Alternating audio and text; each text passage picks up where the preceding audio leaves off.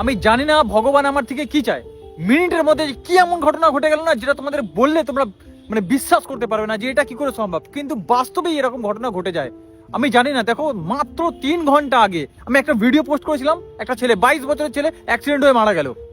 হ্যাঁ, মারা গেল ছেলেটা। আমি 3 ঘন্টা আগে ভিডিও বানিয়েছিলাম। 3 থেকে 4 ঘন্টা আগে ওর বাড়ির লোকের সাথে আমি কথা বলেছি। ওর মা বাবাকে আমি আশ্বাস দিয়েছিলাম যে আপনি নিশ্চিন্তে থাকুন, আপনার ছেলের চিকিৎসা হবে। আমার ভিডিও বানাচ্ছি, আমার ভিডিও থেকে মানুষ টাকা দেবে, আপনাকে চিকিৎসা করার সহযোগিতা করবে। বিশ্বাস করবে না, তারপরে ভিডিওটা আমি আপলোড করেছি। আমি নিজের কথা ভাবিনি, নিজের প্রোফাইলের কথা ভাবিনি। বললাম যাক, মানুষ যদি আমাকে খারাপ বলে খারাপ বলুক, আমার খারাপ যদি হওয়াতে যদি কোনো মানুষের প্রাণ বাঁচে তাহলে বাঁচুক গে, দরকার নেই। আমাকে যদি লোক গালাগালি দেয় আমি সেটাও মেনে নেবো, তার কারণ আমার কাছে ওই মায়ের কান্নাটা ইম্পর্টেন্ট ছিল। কিন্তু বিশ্বাস করো, ওর আলটিমেটলি ওই মাটাকে কাঁদতেই হবে আজীবন, কারণ ছেলেটা এই মুহূর্তেই মারা গেল।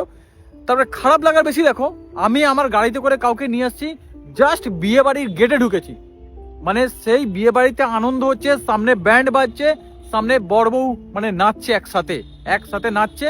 সেই মুহূর্তে গাড়িতে বসে আছে বাকি আত্মীয়রা, আর ঠিক তখনই আমার কাছে ফোনটা এলো। আমি জাস্ট ফোনটা ধরলাম, আমি ভাবলাম হয়তো উনি বলবেন যে দাদা অনেক ধন্যবাদ, টাকা পয়সা আসছে আমার কাছে।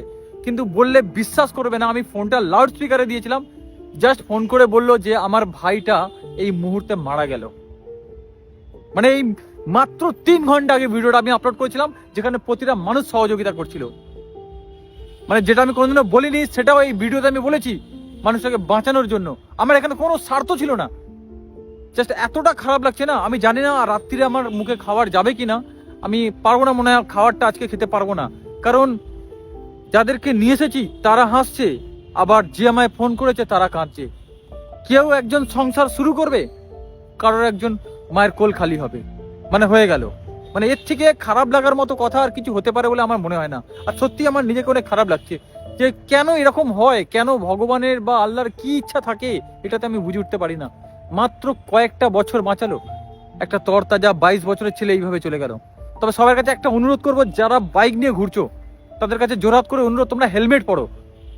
একবার একটা ছোট্ট ভুলের জন্য দেখো কত বড় ঘটনা ঘটে গেল, একটা প্রাণ চলে গেল, একটা তরতাজা ছেলে চলে গেল।